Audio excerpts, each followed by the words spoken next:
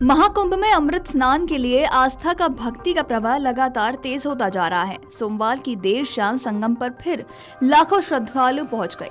दिन रात railway station, बस अड्डों पर आस्थावानों का तांता लगा हुआ है। संगम जाने वाली सड़कों पर हर तरफ जनज्वार देखने को मिल रहा है।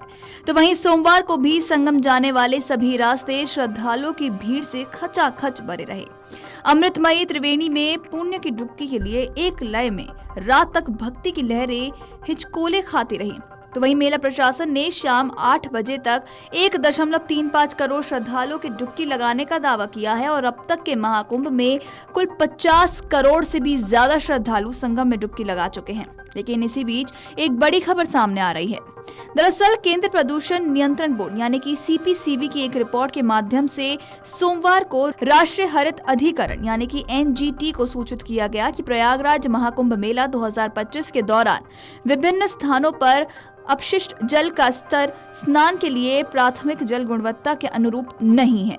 बता दें कि CPCB के अनुसार अपशिष्ट जल संदूषण के सूचक फेकल कॉलीफॉर्म की स्वीकार्य सीमा 2500 यूनिट प्रति 100 ml है।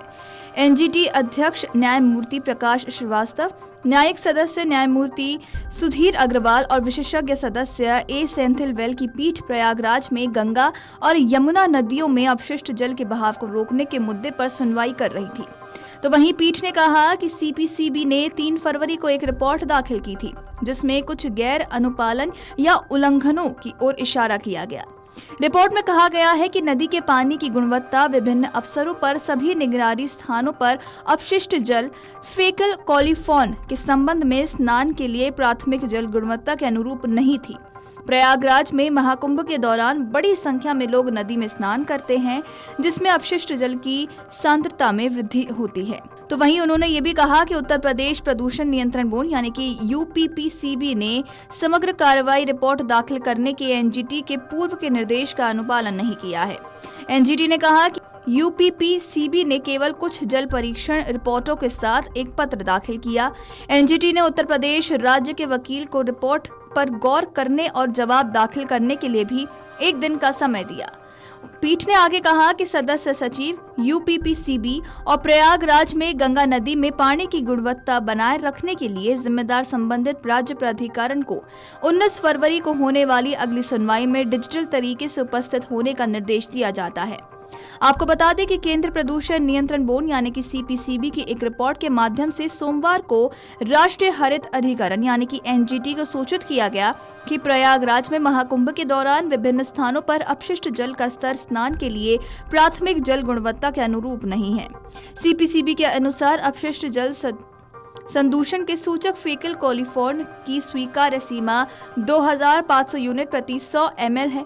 तो वही NGT अध्यक्ष न्यायमूर्ति प्रकाश श्रीवास्तव, न्यायिक सदस्य न्यायमूर्ति सुधीर अग्रवाल और विशेष सदस्य A सेंथिलवेल की पीठ प्रयागराज में गंगा और यमुना नदियों में अपशिष्ट जल के बहाव को रोकने के मुद्दे पर सुनवाई कर रही थी। बता दें कि पीठ ने कहा है कि CPCB ने 3 फरवरी को एक रिपोर्ट दाखिल की थी जिसमें कुछ गैर अनुपालन या फिर उल्लंघनों की ओर इशारा किया गया। आपको बता दें कि महाकुंभ का विशाल धार्मिक आयोजन 13 जनवरी 2025 को पौष पूर्णिमा के शुभ दिन से आरंभ हुआ था, जिसका समापन 26 फरवरी 2025 को यानी कि महाशिवरात्रि के दिन होगा। महाकुंभ के दौरान त्रिवेणी संगम में स्नान करना अत्यंत पूर्णदायी माना जाता है। धार्मिक मान्यताओं की माने तो कुंभ में माघ मास के दौरान स्नान करने से समस्त पाप नष्ट हो जाते हैं और व्यक्ति को मोक्ष की प्राप्ति भी होती है। ये भी कहा जाता है कि महाकुंभ में विधि पूर्वक स्नान करने से अश्वमेध यज्ञ के समान पूर्ण फल की प्राप्ति होती है। लेकिन आपको ये भी बता दें कि इस समय एक रिपोर्ट में ऐसा दावा किया गया है कि संगम का पानी नहाने योग्य नहीं है, उससे आचमन की भी नहीं किया जा सकता।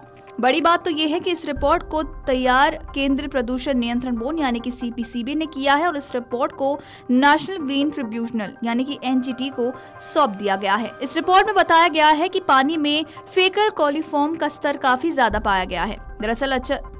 दरअसल असल में जांच टीम ने कई स्थानों पर पानी की जांच की थी और उस जांच के दौरान ही ये बात सामने आई कि पानी में फोकल कॉलीफॉर्म की मात्रा काफी ज्यादा है और उसका कारण भी सामने आया है। तर्क दिया जा रहा है कि इस समय क्योंकि संगम में करोड़ों लोग स्नान कर रहे हैं और उस वजह से फोकल कॉलीफॉर्म की मात्रा बढ़ गई है। Video desk अमरउजाला.com।